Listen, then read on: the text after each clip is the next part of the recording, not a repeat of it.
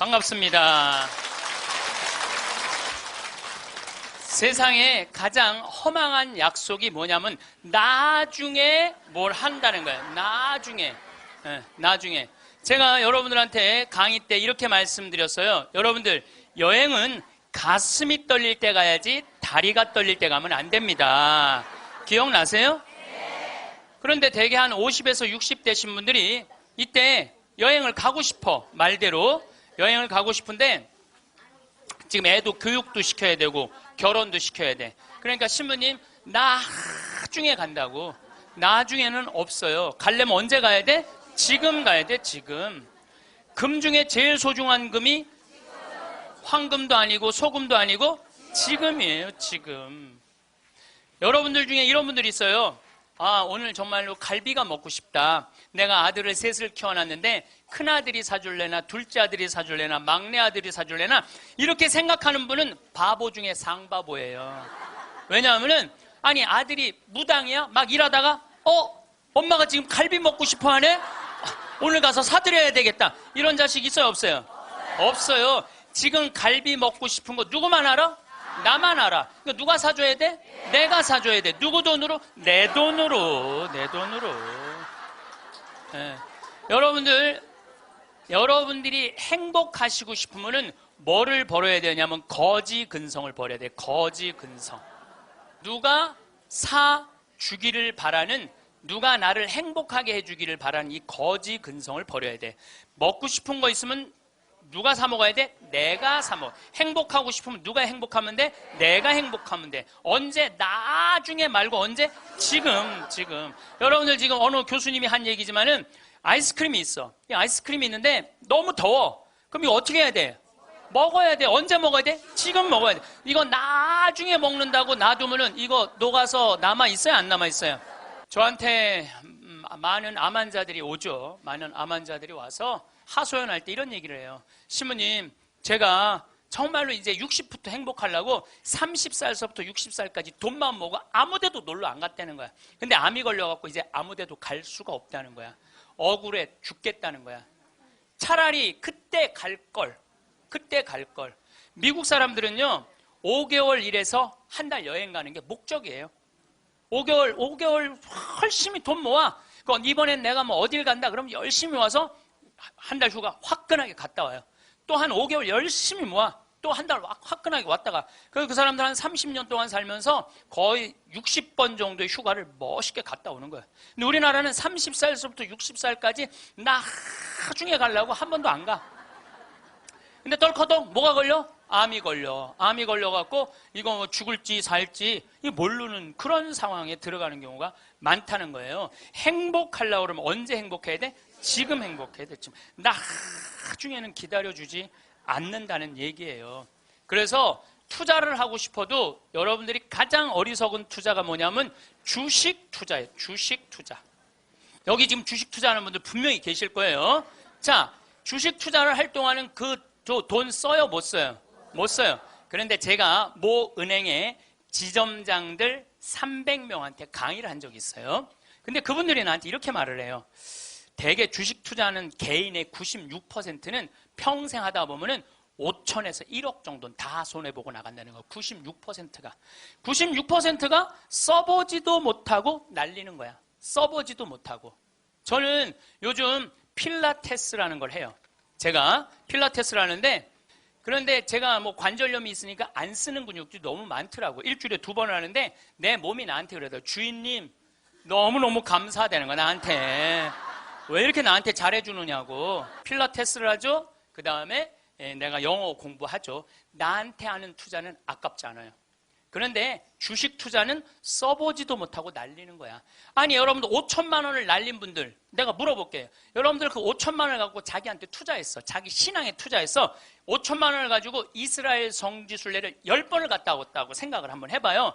그럼 여러분들은 지금 10번 갔다 온 분들은 예수님하고 트고 지낼 수 있어요. 이스라엘 성지순례 10번 갔다 온 분들은 예수님하고 그냥 맘먹고 막 트고 그냥 얘기할 수 있어. 그게 나 주식 투자 5천만 원에 갖고 한 푼도 못 건져갖고 아이고 속이야 아이고 가슴이야 이러고 사는 게 나아요. 어느 게 나아? 그러니까 오늘부터 주식 다 팔고 어떻게 자기한테 투자하세요. 네. 나중에 투자하지 말고 언제 투자해? 지금 투자해야 돼. 지금 투자해야 돼. 그러니까 우리는 어떻게 행복한지도 모르고 서로 무시하고 사는 게 기쁨이 뭔지도 모르고 살아. 어쨌든 우리 이 대한민국의 건국 이념은 돈이야. 돈이기 때문에 돈을 벌어야 되는데 땅덩어리가 넓어요? 캐나다는 우리나라보다 102배가 나라가 넓어요. 102배가 나라가 넓은데 이 나라는 나무만 팔아도 100년을 먹고 산다는 거예요. 나무만 팔아도. 사우디아라비아는 석유만 팔아도 국민소득이 7만 달러야. 아무것도 안 해도. 근데 우리나라는 아무것도 없어. 땅도 안 넓고 자원도 없고. 그러니까 우리는 돈을 벌으려면 어떻게 해야 돼? 오로지 믿을 건 뭐 하나밖에 없어? 머리밖에 없어. 그러니까 우리는 돈을 벌으려면 뭐를 해야 되냐면 공부를 해야 돼. 공부. 엄마들이 이렇게 얘기를 합니다. 너 공부해서 훌륭한 사람 돼야 돼. 너 공부해서 너의 재능을 개발해야 돼. 이렇게 말하는 엄마가 없어요. 이놈 새끼야 너 커서 무시 안 당하고 돈 많이 벌려면 공부 열심히 해. 그러니까 우리는 공부를 왜 하냐면 무시 안 당하고 돈 벌으려고 공부하는 거예요. 애가 노래를 너무 잘해. 그럼 엄마가 이렇게 얘기해. 너 그렇게 맨날 배짱이처럼 노래하다가 나중에 커서 굶어 죽어 이놈 새끼야. 공부를 잘해야지. 공부를. 국영수를 잘해야 돼. 국영수. 노래는 공부가 아니야. 애가 그림을 너무 잘 그려. 너 그렇게 맨날 그림 그리다가 너 그림쟁이들이 나중에 굶어 죽어 이놈의 새끼야. 너 공부를 잘해야지. 공부. 국영수를 잘해. 국영수.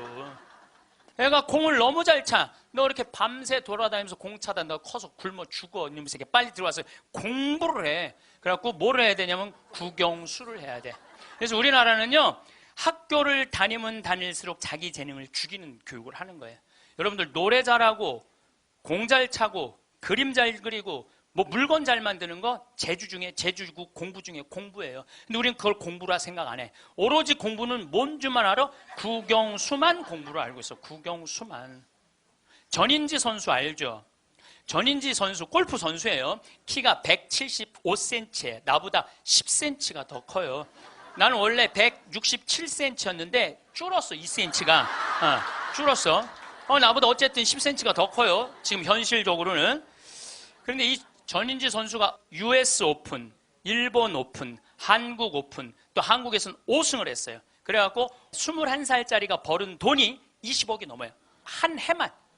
근데 전인지 선수는 초등학교 5학년 때 우리나라 12,000명 수학 경시대에서 모여갖고 똑똑한 애들 모여갖고 수학 경시대 중에 1등한 애, 대상 받은 애, IQ가 무려 138이에요. 이지 선수를 공부를 가르치고 싶지 않았어요. 골프를 가르치고 싶었어요. 그래갖고 오전 수업 끝나고 골프 연습장 보냈어요. 오전 수업 끝나고 골프 연습장 보냈어요. 교감 선생님이 난리가 났어요. 아니 이 천재를 왜 수학연재를 운동을 시키느냐. 수학을 가르쳐야지. 그랬더니 조퇴를 계속 해주는 거야. 수업을 안 해주고 오전 수업하고 골프 연습장 가면 조퇴. 오전 수업 끝나고 골프 연습장 가면 조퇴. 수업을 안 쳐줬어요. 그러니까 이 아버지가 참 대단한 아버지야. 내가 보기엔 충청도 서산에 있는 초등학교 자기 딸을 제주도 광양초등학교로 전학을 시켜버려요. 골프 가르치고 싶다고. 그래갖고 전인지 선수는 이렇게 훌륭한 선수가 됐어요. 여러분들 전인지 선수가 지금 수학 영재로 매일 학원에 막 새벽 1시, 2시까지 공부하고 그리고 특목고 고등학교 들어가고 서울대 합격했다고 칩시다. 매일 공부한 전인지 선수가 어떨 것 같아요? 안경 이렇게 두꺼운 거 끼고 분명히 그랬을 거예요. 안경 두꺼운 거 끼고 허리는 약간 꾸부정해갖고 머리도 이상하게 해갖고 이러고 전인지 선수가 또 얼마나 예뻐요. 근데 그 미모도 다 없을 거야. 그냥 이러고 지금 서울대학 새벽 2, 3시까지 수학 문제 푸느냐고 그러고 앉아 있을 거예요. 그게 나요? 파란 잔디밭에서 드라이브 쫙 치면은 뒤에서 이 관중들이 굿샷 하고 한번 US 오픈에 9억 딱 버는 게 어느 게 나요? 4일 동안 9억 버는 게. 이제는요 공부 잘한다고 행복한 시대는 끝났어요. 자기 재능을 잘 키우는 사람이 행복한 시대가 온 거예요. 꼭 1등 한다고 행복해? 1등 한다고? 나는 고등학교 다닐 때 전교 610명 중에 597등 한 사람이야. 597등. 내 뒤에 딱 13명 있었어. 13명. 고등학교 1학년 때 정말 내 성적이에요. 그런데 작년이 내가 고등학교 졸업한 지 30년 되는 해. 작년이 30년이 되면은 홈커밍 데이 행사를 한대요. 홈커밍 데이 행사라는 건 뭐냐면은 30년 만에 고등학교 졸업한 친구들끼리 다 모여 호텔에서. 그래갖고 선생님 모셔다가 절도 하고, 그 다음에 누가 출세했는지, 누가 돈 많이 벌었는지, 누가 잘 사는지 못 사는지 확인하는 행사래요. 그게 나는 작년에 처음 들었어. 그런 게 있는 줄. 왜냐하면 난 고등학교 졸업하고 동창 모임을 단 한 번도 나간 적이 없어요. 왜냐하면 길이 다른데. 기숙사 생활 저기 막 7년 하고 신학교 10년 하고 신부됐는데 친구들을 만날 일이 하나도 없었어요. 근데 내가 졸업한 고등학교는 지금 현역 국회의원이 3명 있어요. 당 대표도 하나 있어요. 우리 학교 졸업생 중에. 현역 국회의원이 3명이나 있어요. 그래서 우리 시의 시장님도 우리 학교 5년 선배야. 나하고도 아주 친해. 나하고도 아주 친해. 그러니까 명문이죠, 명문. 근데 이제 뭐 음악회도 하고 그 호텔에 모여갖고 하는데 초청 강의 시간이 있대요. 근데 동창들이 모여서 회의를 했대. 우리 학교 졸업생 중에 가장 훌륭하게 된 사람이 누구냐? 그 사람을 데려다가 강의를 듣자. 근데 나래, 나 597등. 아니 1등을 데려다가 듣지 왜 597등을 데려다 들어? 그거는 우리 학교 출신 중에는 정부에서는 현재 차관까지 올라가 있는 친구가 있대요. 차관까지. 꽤 명문 학교죠. 훌륭하게 된 사람은 나보다 훨씬 많아요. 근데 우리 친구들이 훌륭하게 된 사람을 초청한 게 아니에요. 자기가 하고 싶은 것 사는 사람을 초청한 거. 왜냐하면 난 중고등학교 때 가장 하고 싶었던 게 신부님이에요. 너무너무 신부님이 되고 싶었어요. 그래서 597등 가지고는 신학교 원서도 못 내는 거. 원서도 어디다가 원서를 내. 그래서 오로지 신학교 가고 싶은 그 욕구에 공부 열심히 했어요. 그래서 고등학교 2학년 때는 전교 25등까지 올라왔어요. 전교 25등. 이것도 진짜고 이것도 진짜예요. 네. 근데 내가 나온 고등학교는 그때만 해도 서울대 연고들 1년에 100명씩 갔어요. 1년에 100명씩. 그렇게 성적이 좋았는데도 나는 서울대 연고대 관심도 없었어요. 오로지 어디만 관심이 있으면 신학교. 내 최고의 목표는 신학교예요. 신학교 합격을 했는데 온 세상을 다 얻은 것 같았어. 온 세상을. 그리고 신학교 7년 동안 정말 행복하게 지냈어요. 아니 먹여주지, 재워주지, 얼마나. 그리고 신경 하나도 안 쓰게 여자도 못 만나게 하지. 얼마나 좋아. 얼마나 행복해요. 그래서 서품을 받았는데 보좌 신부 3년을 했는데 16,000명 본당, 14,000명 본당, 5,000명 본당 보좌 신부를 했어요. 근데 우리 천주교 교우들 보좌 신부 바라보는 눈이 어떠냐면 하트야, 하트. 얼마나 보좌 신부를 사랑해요. 그 28, 29, 30살에 그렇게 사랑받을 수 있는 젊은이가 얼마나 됐어요. 만약에 내가 장가를 갔다 하면은 그때 맨날 마누라한테 두들겨 맞으면서 마누라가 그래서 나가 죽어! 그렇게 살 거면 맨날 그런 소리 들었을 거야. 그런데 사제가 되니까 그렇게 사랑을 받고 본당부 신부 10년 동안은 교우들이 나를 떠받들고 업고 다녔어요. 정말 나는 평택 비전동, 경기도 광주 오표 능평성당 두 본당의 교우들한테 정말 감사해요. 부족한 것이 참 많은 신부임에도 불구하고 정말로 전 세계에서 대한민국 교우들처럼 신부들한테 잘하는 교우가 어디 있어요. 10년도 행복하게 지냈죠. 그리고 이제 강원도 평창에 가서 산 지 12년이 되는데 정말 요즘 같은 경우는요, 아침에 마당에 딱 쓰면 물 한 개 펴요.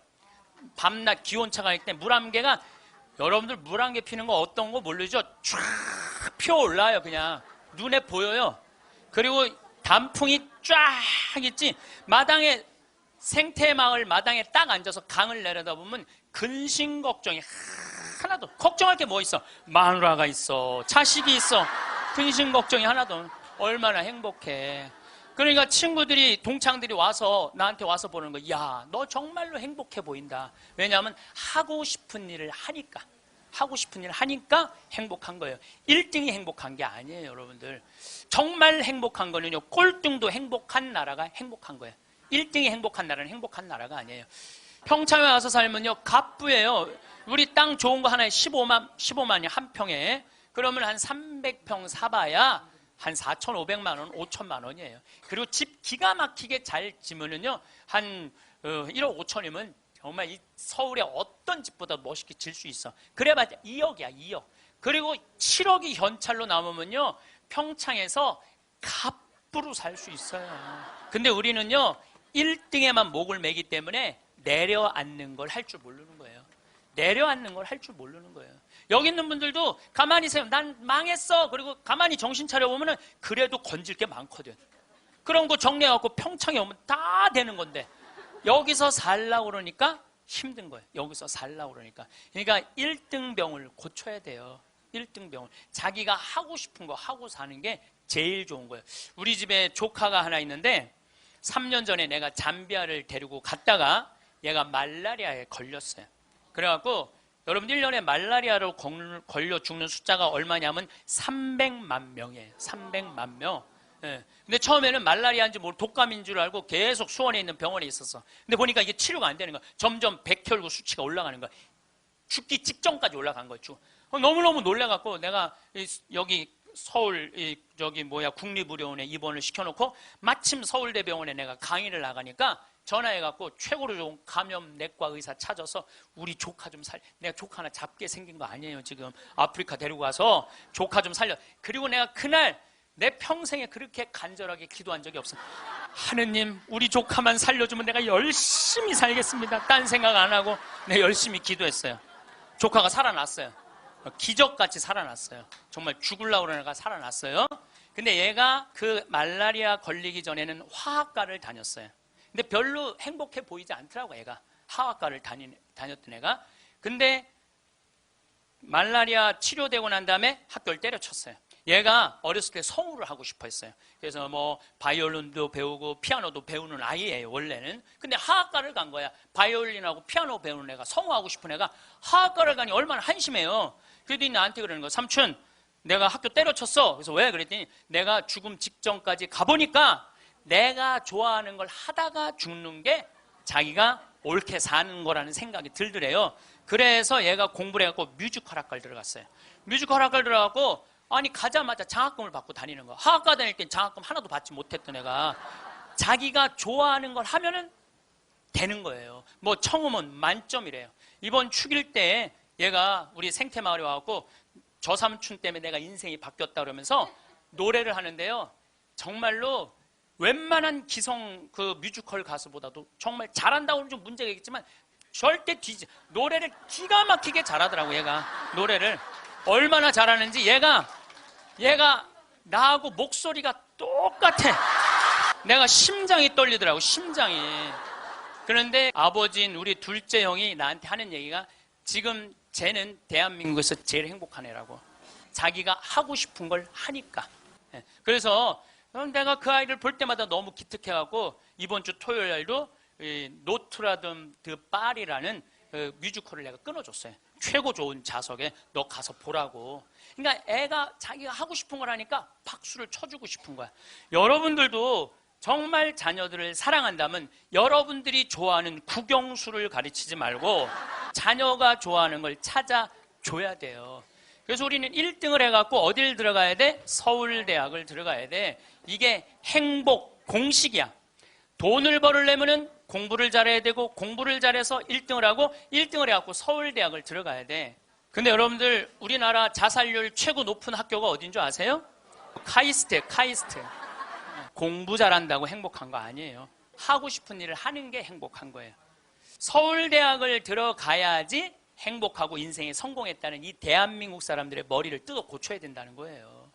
그러니까 대한민국 엄마들은 임신을 하면은 내 뱃속에 생명이 들어왔다는 생각 안 한다니까. 임신을 하는 순간 내 뱃속에 서울대학 C가 들어왔다. C.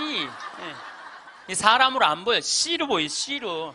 근데 요즘 젊은 엄마들은 내가 요즘 또 알아보니까 한글만 안 가르친대요. 아침에 일어나고 애한테 한다는 소리가 Good morning, my baby. How are you today? 영어로 하는데 영어로. 정신이 나간 거죠. 그래갖고 엄마의 태를 10달 만에 열고 나왔어. 세상이 얼마나 멋있어요. 하늘도 예쁘고 단풍도 예쁘고 구름도 예쁘고. 그래갖고 베란다 창문을 통해서 구경 좀 하려고 그랬더니 마음 급한 엄마가 너 지금 그거 볼 시간이 어디 있어. 1살짜리한테 한쪽 창문에 가나다라 마바 차타카타 붙여놓고 반대쪽 창문에는 A, B, C, D 붙여놓고 누워서 모빌이 돌아가는데 기억, 니은, 디귿, 리을이 돌아가는 거예요. 자, 저는 이 이야기를 20년째 하고 있어요. 왜냐하면은 내가 가정방문 다녀보면서 제일 꼴배기 싫은 게 애방에 글자, 숫자, 영어 더덕더덕 붙여놓는 거예요. 그게 애를 위한 일이 아니거든요. 애를 정신을 혼란하게 만드는 거예요. 발도르프 교육이라고 있어요. 독일에서 1차 세계대전 끝나고 난 다음에 담배 공장에서 처음으로 한 교육이에요. 근데 이게 가장 인간한테 인권을 존중해주는 교육이래요. 이 발도르프 교육은 유치원 때부터 대학 졸업할 때까지 등수가 없어요. 등수가. 누가 1등인지 누가 꼴등인지 몰라. 그리고 이 발도르프 교육에서는 사람을 어떻게 등수로 먹이느냐 이거예요. 사람 어떻게 등수로 평가하느냐 이거예요. 등수가 없어요. 그리고 지금 노르웨이, 핀란드, 덴마크, 네덜란드 다 등수 없어요. 우리나라처럼 1등급부터 15등급, 20등급 나눠놓는 나라가 없다니까요. 참 불행한 거예요. 이건 교육이 아니에요. 교육이. 근데 이 발도르프 교육에서 가장 하지 말아야 되는 거 머리맡에 모빌 달아놓지 말라는 거예요. 애기한테 모빌 달아놓으면 절대 안 된다는 거예요. 생각을 해봐요. 하루 종일 가나다라 갖고 놀고 ABCD 갖고 놀고 1, 2, 3, 4 갖고 놀아서 너무 피곤해. 그래서 잤어 밤에. 자고 한 8시간 잤어.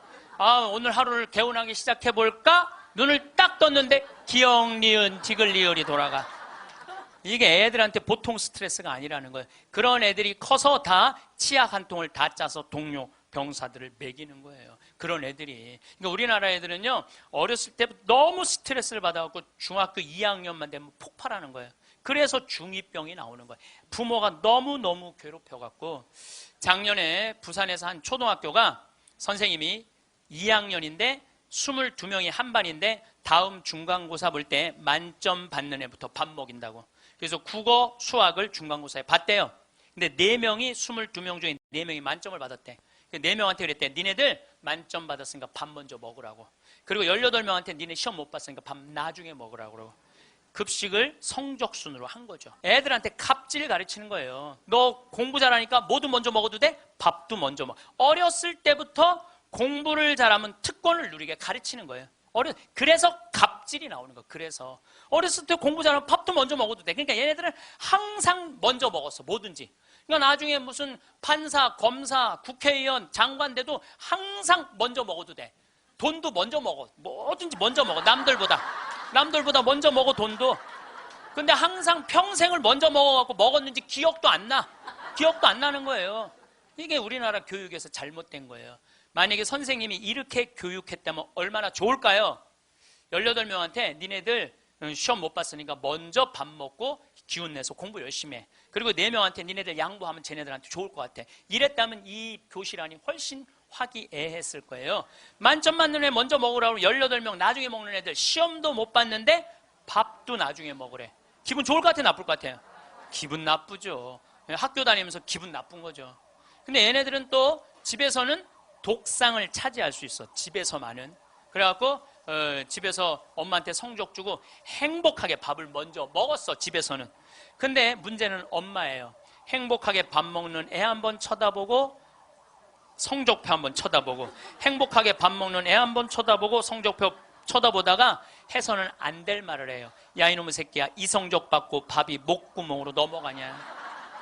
그럼 얘는 할 수 있는 건 딱 하나밖에 없어요. 탈선밖에 할 수 있는 게 없어요. 탈선. 제가 몇 년 전에 우리나라 최고 좋은 특목고등학교 합격한 여학생이 저를 찾아왔어요. 우울증에 걸려갖고. 얘는 우울증에 걸리니까 머리를 안 깎았어요. 허리까지 머리가 나왔어. 근데 얘는 나하고 1시간 동안 면담하는 동안 단 한순간도 고개를 들지 않았어요. 그러니까 팍 고개를 숙이니까 그 긴 머리가 나는 걔 얼굴을 1시간 동안 못 봤어요. 까만 머리만 봤어. 까만 머리만. 근데 얘가 하는 말이 이런 말이에요. 자기는 초등학교 4학년 때까지 너무 행복했대요. 공부도 잘하고 시골에서. 근데 선생님이 엄마를 부르더니 얘는 여기다 놓기 너무 아까운 애라고. 공부를 너무너무 잘하니까 평촌으로 보내라고, 학원만은. 그래서 평촌으로 엄마가 전학을 보냈대요. 근데 여러분들 이거 생각해야 돼요. 아이는 전학을 한번 가면은 엄마 뱃속에서 새로 태어난 것 같이 새로운 환경에 놓인대요. 친구 새로 만나야지, 선생님 새로 만나야지, 가는 길 다르지. 그만큼 힘든 거야, 전학을 한번 가면은. 근데 가자마자 전교 1등을 했대요. 그러니까 바로 왕따를 당했대요. 그냥 사는 게 너무너무 학교 다니는 게 지겨웠대요. 근데 오로지 공부 잘하니까. 거기서 너무너무 공부를 잘하니까 선생님이 엄마를 부르더니 얘는 평촌에 놓기 너무 아깝다고 일산으로 보내라고. 일산으로 갔대요. 중학교 올라가고 일산에서도 공부를 너무 잘한 거야. 그랬더니 선생님이 엄마를 부르더니 얘는 여기다 놓기 너무 아깝다고 강남으로 보내라고. 강남으로 간 거예요. 그래서 우리나라 최고 좋은 특목고등학교 합격을 했어요. 이 아이가.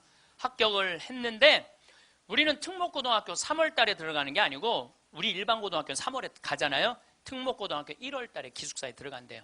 그래서 1월, 2월 2달 만에 고등학교 2학년 과정을 다 마친대요.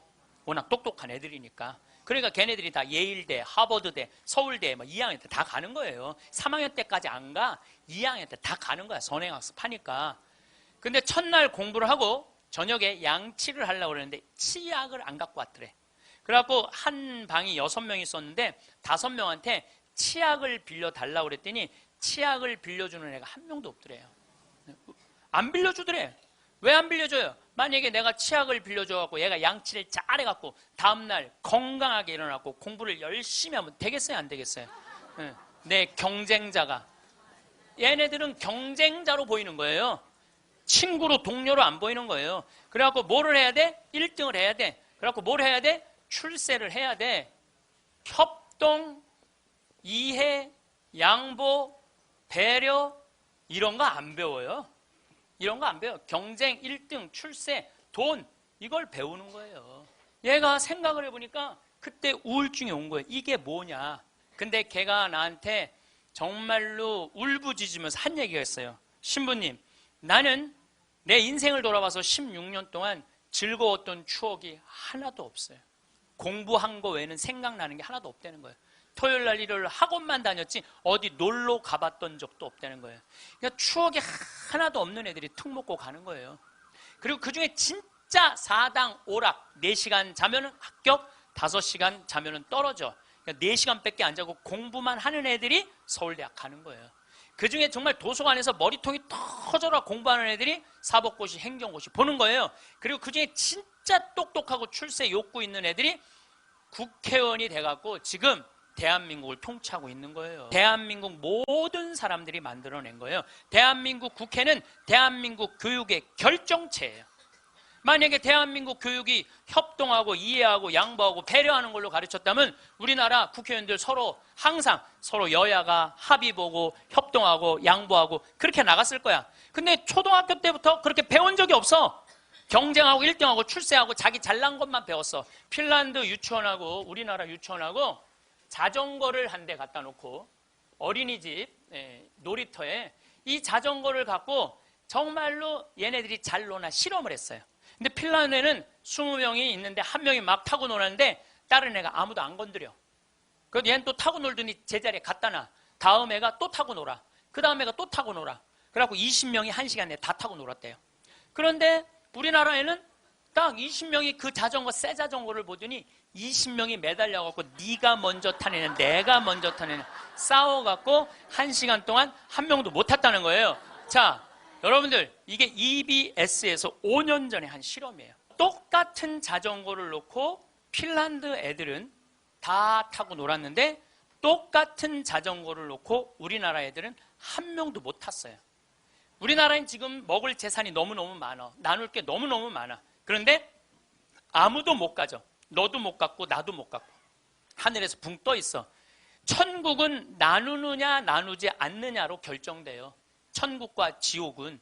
여러분들 하느님이 제가 늘 말씀드리잖아요. 하느님이 째째한 분이 아니에요. 천당, 지옥 다 먹을 거 상다리가 부러지게 차려놔.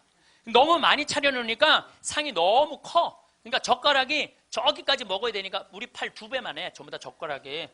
천국에 가보니까 살이 다 통통 쪘어. 왜 쪄?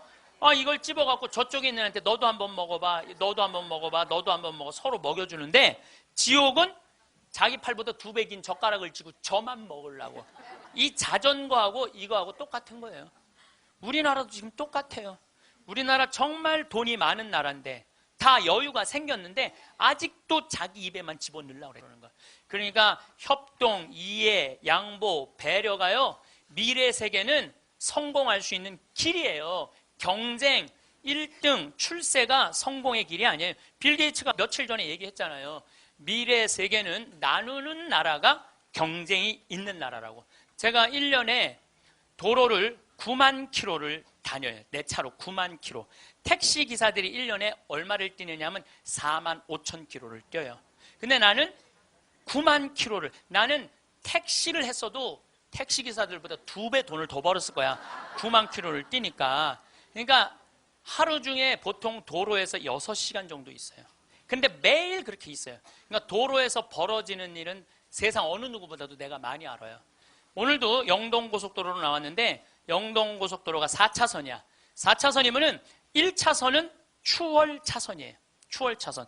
추월하면 들어가 줘야 돼요. 추월하면 들어가 줘야 되고 추월하면 들어가 줘야 돼요. 왜냐하면 뒤에 바쁜 차들 가라고.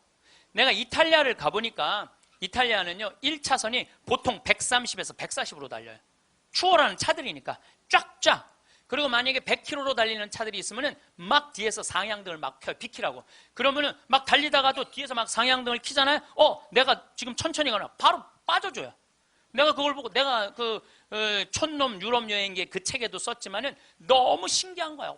그냥 쉑쉑 가는 거예요. 그리고 바로바로 비켜주고 너무 신기하더라고요. 근데 우리나라는요 1차선에서 시속 95km로 앞에는 3km가 뻥 뚫려 있어. 그래도 단 한 번도 차선 안 바꿔요. 자기 때문에 뒤에 1km가 꽉 막혀 있는데도 한 번도 차선 안 바꿔요. 오로지 1차선으로만 가. 왜 그런 줄 알아? 우리는 1등에 한이 맺혀갖고 도로도 1차선으로 1등에 한이 맺혀 도로도 1차선으로 가야 돼 우리는. 4차선으로 가면은 내가 꼴등하는 기분이 들어요. 4차선. 그래서 여러분들 한번 보세요. 우리나라 이제 4차선 도로를 가보시면은요 4차선이 텅텅 비일 때가 대부분이에요. 1차선은 꽉 차도. 죽으나 사나 1차선이야. 그러니까 너무 열받으니까 쫓아가갖고 이 야구 방망이로 앞에 앞유리를 깨고 3단봉으로 내리치고 비비총으로 쏘고 서로 양보를 못하는 거예요. 자존심이 상하는 거예요. 아니 자기가 좀 늦으면 2차선으로 가든 3차선으로 가든 4차선으로 가는데 우리는 이게 안 되는 거예요. 그리고 방향 지시등을 켜주는 건 예의야. 뒷사람에 대한 예의야. 그런데 10대 중에 방향 지시등을 켜주는 차들은 3대 내지 4대밖에 안 돼요. 그냥 들어가고 싶으면 들어가고 나가고 싶으면 나가고 자기 하고 싶은 대로 하는 거예요. 서로에 대한 예의가 안 갖춰져 있으니까 매일매일 폭력적인 일이 벌어지는 거예요. 가장 기본적인 걸 안 가르치는 거죠. 가장. 근데 지난번에는 뭐 서울에서 강의가 있어갖고 나오는데 2000쯤 나왔는데 뒤에 앰뷸런스가 내가 봐도 무지하게 급한 것 같아. 달려오는 게 막 상향등에 비상 깜빡이에 뭐 삐우삐우에 정신이 하나도 없는 거예요. 그런데 내가 딱 자리를 비켜줬는데 앞에 10대 중에 내가 쉬어봤어요. 몇 대가 비키나? 딱 3대 비키는 거야. 나머지 7대는 그냥 가는 거야. 그러니까 너무너무 급하니까 지가 막 2차선, 3차선으로 막 가더라고요. 그 앰뷸런스가. 그만큼 남에 대한 배려가 없는 거예요. 미국이나 캐나다는요, 앰뷸런스나 경찰차가 소방관차가 딱 하잖아요. 모든 차는 양쪽 쫙 갈라져요. 그리고 아예 서버려. 그 차 가라고. 그게 기본적인 배려예요, 배려. 근데 우리는 왜 안 비키냐 그랬더니 그런 심리가 있대요. 저 안에 아무도 없을 거야. 지가 바빠서 저거 키고 가는 걸 거야. 이런 심리가 있대요. 얼마나 우리가 지금 기본이 안 돼 있는 게 지금 우리의 문화 안에 있는지 몰라요.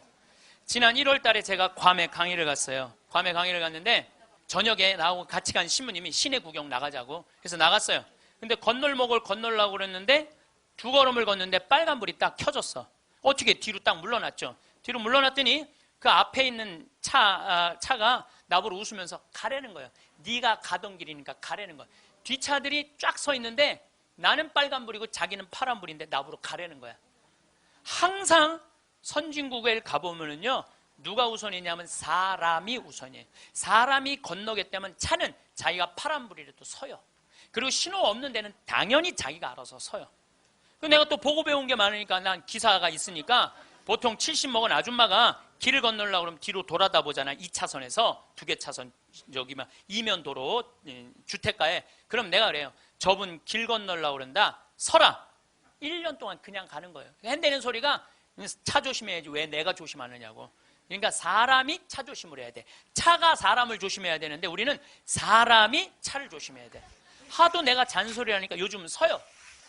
딱 우리가 서갖고 웃으면서 가라고. 그럼 70 먹은 아줌마가 느닷없이 우리가 쓰잖아요. 웃으면서 가라고 그러잖아요. 그럼 70 먹은 아줌마가 우리 차를 보고 표정이 이런 표정이야. 진짜 가도 돼? 이런 표정이야. 진짜 가도 돼? 이런 표정. 그래서 우리가 웃으면서 진짜 가도 돼요. 예. 그럼 그때서 웃으면서 건너가요. 그러니까 자기를 위해서 차가 서준다는 건 상상을 못하는 거죠. 자기를 위해서 차가 서준다는 거는. 제가 지난번에 원주 국토관리청에서 강의가 있었어요. 가깝잖아요. 내가 운전하고 나갔어요. 운전하고 나갔는데 치악체육관에서 강의 끝나고 돌아오는데 치악체육관에서 가는데 도로 한가운데 젊은이가 라켓 2개를 뒤에다가 메고 가운데 갇힌 거야. 걔네들이 갇혀있는데 차들이 싱싱 달리더라고. 건널목 한가운데 갇혀있는데. 그래서 내가 차를 딱 세웠어요. 내가 쓰니까 뒷차들도 다 섰죠. 한 개 차선이니까 다 서갖고 내가 쓰면서 웃으면서 건너가라고. 그랬더니 젊은이 둘이서 날 보고 하는 표정이 진짜 가도 돼? 이런 표정이에요. 진짜 가도 돼? 그래서 내가 진짜 가도 돼. 그랬더니 얘네들이 이 산더미만한 애들이 딱 건너가다가 갑자기 내 차로 몸을 돌리더니 90도 인사를 하고 가는 거예요. 걔네들 기분 좋게 건너가고 나 기분 좋은데 걸리는 시간이 3초밖에 안 걸렸어요. 3초. 근데 우리는 그 3초를 내놓지 못하는 거예요. 사람을 무시하는 거죠. 사람을 존중해 주는 게 아니라 사람을 무시하는 거예요. 제가 영어학원 다닌다고 이제 영어학원을 다니는데 이제 지하에다 주차를 해놓고 올라와요. 주차 1층에서 이제 내려야 돼요, 저는. 근데 이제 3층, 4층에 중학교 애들 영어 이제 학원이 있어요. 그 딱 내리면은 1층에서 내리려면 애들이 한 20명 서 있어, 바깥에. 엘리베이터 안에 사람이 꽉 차 있어. 근데 내리는데도 걔네들 밀고 들어와요. 학원은 다녀서 뭐해? 가장 기본적인 게 아무리 국영수를 잘하면 뭐해? 가장 기본적인 질서를 안 지키는데 지금 여러분들 자녀들한테 백날 공부 가르쳐 봐요. 남을 양보하고 배려하고 남에 대한 어떤 협동이라든지 이런 게 안 가르쳐주면 안 지켜주면 공부해나 마나예요. 지금 대한민국은요 밑빠진 독에 물 붓고 앉아 있는 거예요. 이건 교육이 아니에요. 진정한 교육은 뭐냐면 사람을 존중해 주는 거예요. 자유를 존중해 주는 거예요. 선택권을 주는 거예요. 국정교과서로서 선택권을 뺏는 게 아니고 그게 교육이고 그게 자유고 그게 민주주의예요. 그게 예수님이 원하는 거예요. 어느 누구도 무시하지 말라는 거. 이게 예수님이 원하는 거예요. 여러분들도 우리 삶 안에서 내가 얼마나 사람을 존중하고 사람을 배려하나 좀 생각을 해봐야 될 것 같아. 근데 이게 하루아침에 생긴 게 아니야. 하루아침에 사람을 무시하는 게 생긴 게 아니라니까. 조선 500년 내내 사람을 무시하는 문화가 배 있어요. 누가 조선이 선비의 나라라고 그래. 선비는 10%밖에 안 됐어요. 90%는 평민이고 노비야. 90%는 온데간데 없고 조선이 선비의 나라라고. 그 10%만 위한 나라야. 부자만을 위한 나라일 수가 있다는 거죠. 조선 500년에 대한 이야기는 다음 시간에 이야기하도록 하겠습니다. 예.